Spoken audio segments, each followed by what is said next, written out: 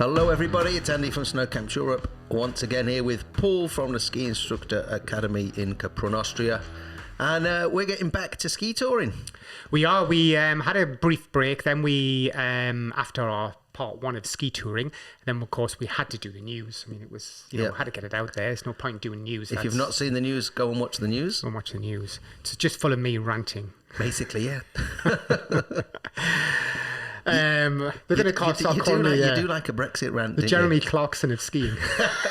Or Piers Morgan's. Piers Morgan. He got off scot-free. I did see something in the news about that, and I was like laughing about it. He now thinks he's vindicated because he got vindicated. Yeah, it's so is news. But that's... It was his own opinion and not the opinion of the ITV. Yes.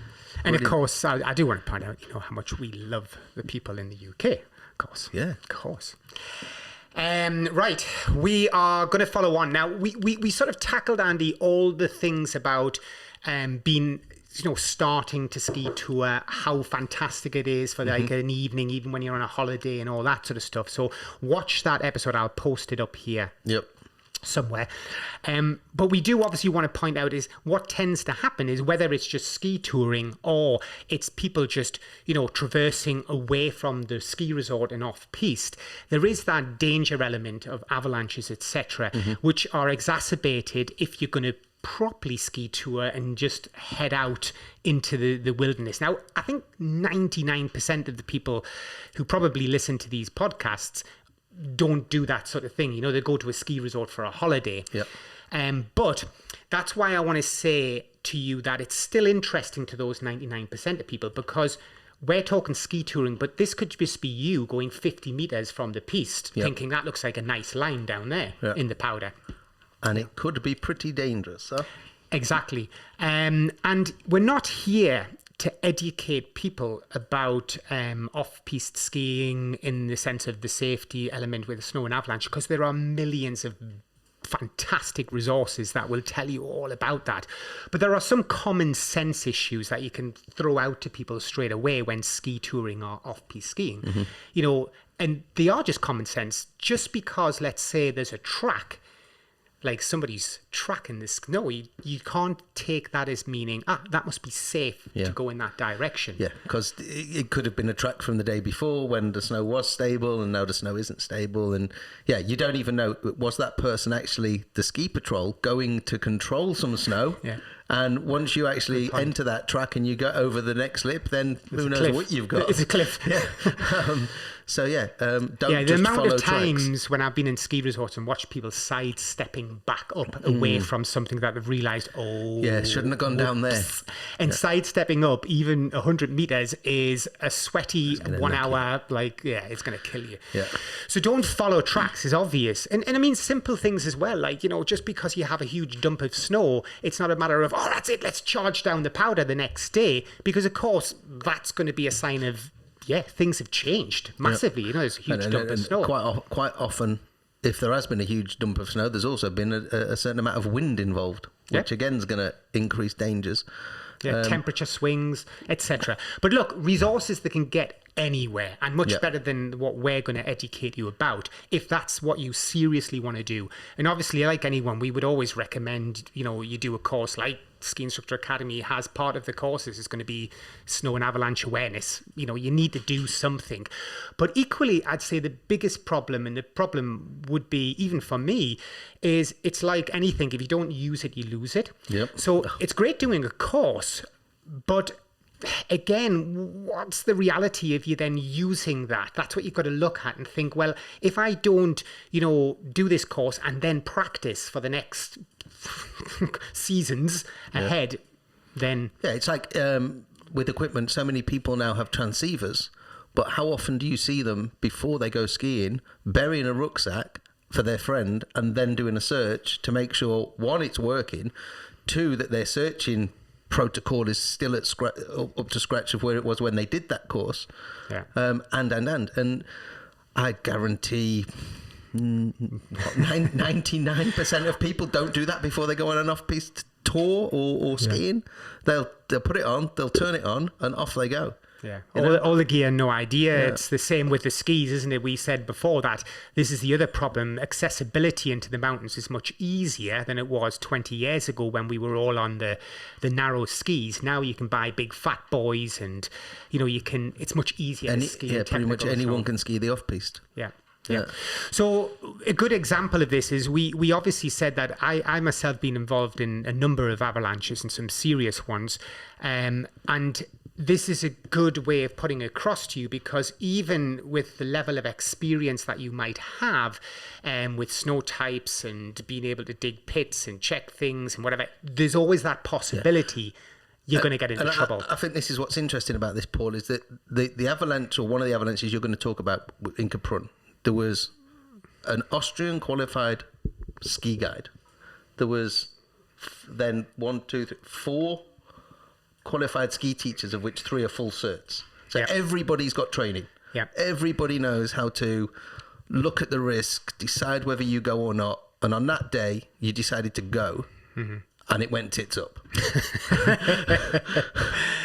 And that's exactly it. This is the point. Now, it could have went very bad, and we're lucky. But when we left the boundary of the ski resort and started to traverse over the ridge line, very, sensibly, we left a lot of room between us. In fact, it was a good 100 meters, and we were traversing across the slopes in single file, in effect, to make sure that if it did slip, we got people to be able to find the person who was unfortunate. Now, even in those circumstances, though, because in this case the avalanche was so big, it was 250 meters across, it managed to catch 2 of us. Now, there was 5 of us there going across. 3 of people made it quite successfully across, and as Jamie started to go across, he got about 100 meters ahead, and I was doing a little video at the time. And then, because the slope was very dangerous, I knew it was a dangerous slope, I was lucky. There wasn't so much, in those days, airbags about. But there was the Avalanche, and I had the Avalanche. And the Avalanche's a rucksack it's like a rebreathe sort of thing. It allows you, under the snow in effect, if you've got the tube in your mouth, to be able to breathe still, because you're not going to get that situation where you suffocate through carbon dioxide poisoning, if you like, and you don't get that sealing of the snow when you try and breathe in. Now, of course, it relies on you having the tube in your mouth, which is a problem. If you go unconscious as you're getting bounced around and falling down an avalanche, or the tube falls out, you're screwed. Now, I'd put it in my mouth, and I was biting down on it at the time, because I remember thinking, this slope's, it's not the best.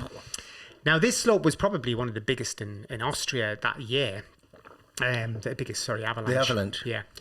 And in an avalanche, what tends to happen is you're first pre-warned of the doom by this massive bang. And you'll hear like a whoomph. Like a whoosh, like a massive whoomph. And that could be heard actually in Saalbach, Hinterglemm and stuff, like way out. It was so loud. And it's this settling of the snowpack in effect as it bounces down. And as soon as I heard that, and I could see the crack line. Now, normally the idea is in an avalanche, you either think to yourself, okay, I'll go sideways, like get out, try and go left, right, across the slope and try and ski out.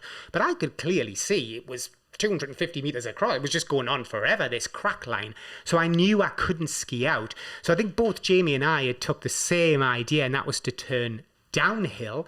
And I don't know what's that slope, about 45 degrees. It's quite a steep slope from there. And it's got cliffs. It's so steep, it's got cliff drops. And I remember pointing downhill and just going. And as I launched myself over the first cliff, I could see all the huge blocks and cracks of snow moving. And as I launched over and I dropped about 20 meters and I landed down over, the snow was also moving as I landed in that patch. So by now, you just lose your balance, obviously, and you're sucked underneath. I had the Avalanche mouthpiece. I was biting away at that. And meanwhile, I could feel myself being smashed around. At this point, I'd lost the poles, and I knew I should have lost the poles because I didn't have the straps in, because we tend to unstrap the poles in dangerous terrain.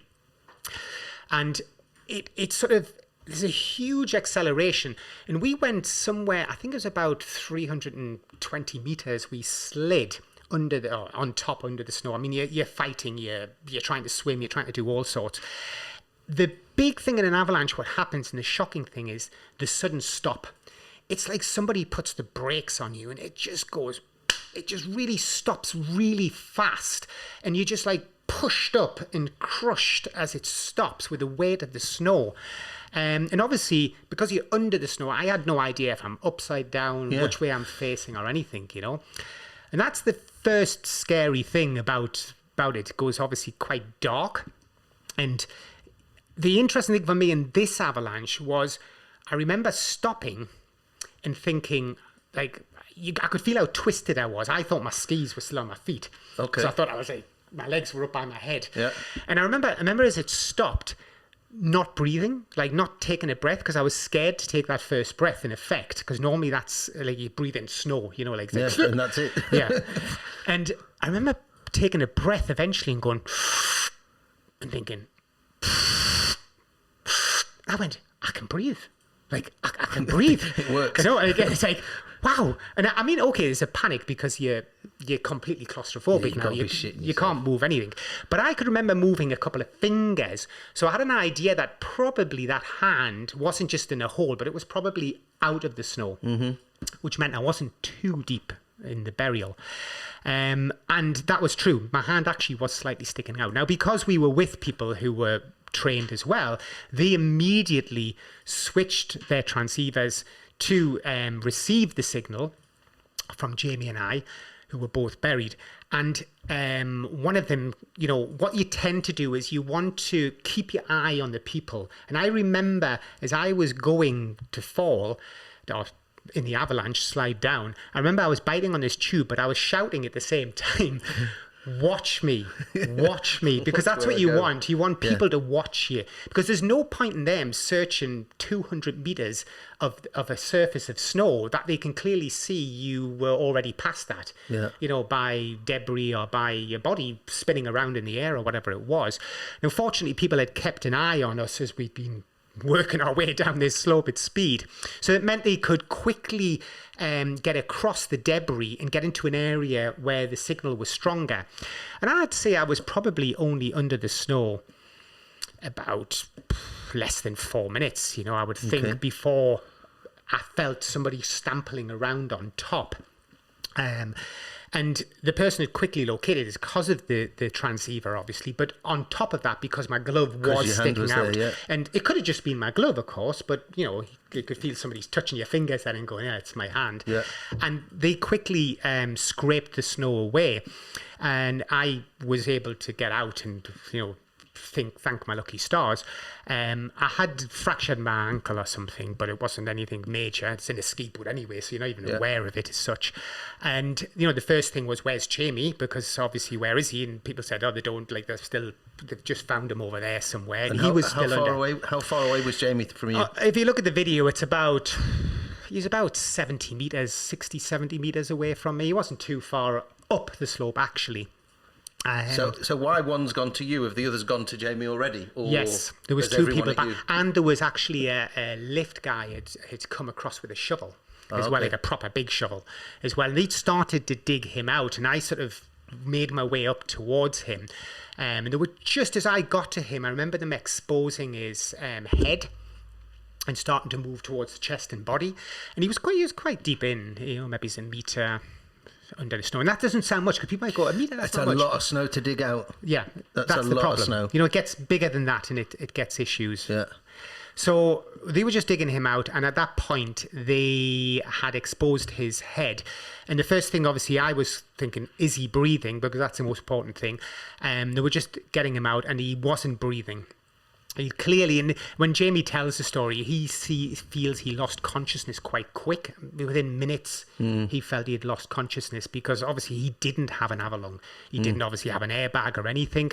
So he had stopped breathing, and we dragged him out, and I resuscitated him there and then. He started breathing, but obviously we still had to get the helicopter in because, you know, shock, hypothermia, everything had set in. And, you know, when you look at the video and you look at his face, you can clearly see he's in some distress. But there's a good example of why we have to be cautious, because on top of that, I'd already been in an avalanche in the Spanish side in the Andorran Pyrenees while ski touring that one. I'd also been in Argentina in an avalanche as well, with an Argentinian guide as well. And that was about my last one, because at that point I went, yeah, it's time to quit. So were you buried in the other two? I was on the Spanish one. I was taken down but not buried, so just from the weight of the snow, but not buried at all. And on the Argentinian one, the guide was taken down and half buried, like literally half buried, and I had to ski down and get him. He was actually guiding. I went along with another Argentinian lad, and there was 2 other people he was guiding, in effect 4 people, and the other 2 just went into panic mode and they didn't know what to do. They just clammed onto the rock and stood still. They were shaking. So I skied past and went down. He was about 200 meters down, and got him out. He was fine, But it's anywhere, any place, anywhere in the world, no matter what your experience level. You hope that your training means that you can reduce the risks and you can reduce the likelihood of serious consequences. But there are very skilled, trained people who die in avalanches. It just happens. So you have to weigh up those risks. When I used to ski with a very recognized skier, I'll not say her name, but she would say when she went on some of these routes, there was a 1 in 2 chance she's not coming back. And it's like, well, that's, do you want to do that? I've decided not anymore. I stay at a very simple off-piste now, and I will not go to anything that's at a high risk anymore. Yeah, I think we mentioned this before, maybe in the first part of this one, is up on the glacier, there's areas that we know are more safe than others, which is kind of our go-to off-piste skiing, isn't it? Whether it's those powder areas or variable. Were they responsible for the death of somebody last year, for example? I was just about to say, are you talking about the crevasse? Yeah. Yes, that's where I was going with it. And any snow counts people will remember this, because I did a video on this, but there was at the start of the season, and again, this is just this, you've made slightly the wrong decision at the wrong time, and there'd been a big dump of snow, but it was very early in the season, so there wasn't that much snow, and there were open crevasses, and this poor guy skied into a crevasse. And I can't remember how far down he went, but he went a considerable distance down, so far that they, on the first attempt, couldn't get him out. They had to go back the next day, and obviously there was no chance he was going to survive a night in a crevasse after falling however many meters down. And it's extremely sad. It's not just avalanche. There are other hidden dangers. There's crevasses, especially there are crevasses on glacial areas, but also, how often do you ski in the powder, and all of a sudden, boom, you're over, and you've hit a massive rock. God, yeah. A rock, a tree burial, hitting a tree and the snow drops on them. You've seen kids, get unfortunate accidents through that. There's a lot of risk in the mountains that people, what happens is, I suppose it's a bit like crossing the road as a child when, you're still not fully switched on. You run, you're just lucky you make it through to your teenage life and your adult life. Some people don't. Some people get knocked over as a child. And it's the same with the snow. You can go out and have all these hilarious things. And I was saying to Andy off camera, 15, 20 years ago, when I was skiing in San Antonio places, I didn't have a clue what I was doing. And I would be off-piste all over the place. I was just lucky. That's all it was. I was just lucky, that I wasn't that person that year who got caught.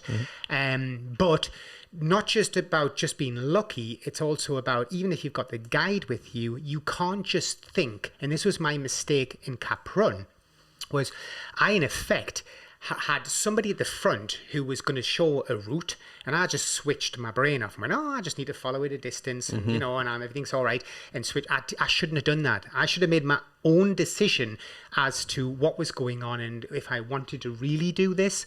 So I would warn you as a holiday maker to say, okay, you're probably not going to be doing the sort of extremes that I was talking about there, but you are likely to be doing what you're talking about, and that is skiing and traversing off-piste 50, 100 meters, skiing a little slope.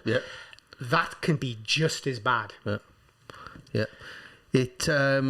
It's scary, as you said. You 15 years ago, and similar when I did my first season in 1988. The things I got up to, and this was in the days of no helmets, no airbags, no nothing, and I wouldn't even think of it now. And quite often or not, and the area on the glacier that we're talking about, where that crevasse is, on occasions I've skied into that and gone, nah, I'll just go back on the piste.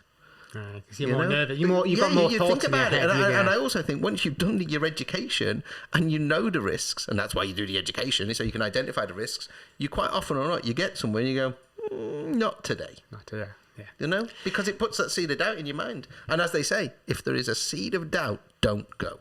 Yeah. Yeah, stay safe, stay happy, enjoy yourself, and just be aware of a few little things. Yeah. Anything to add? No. See you on the next one. We will.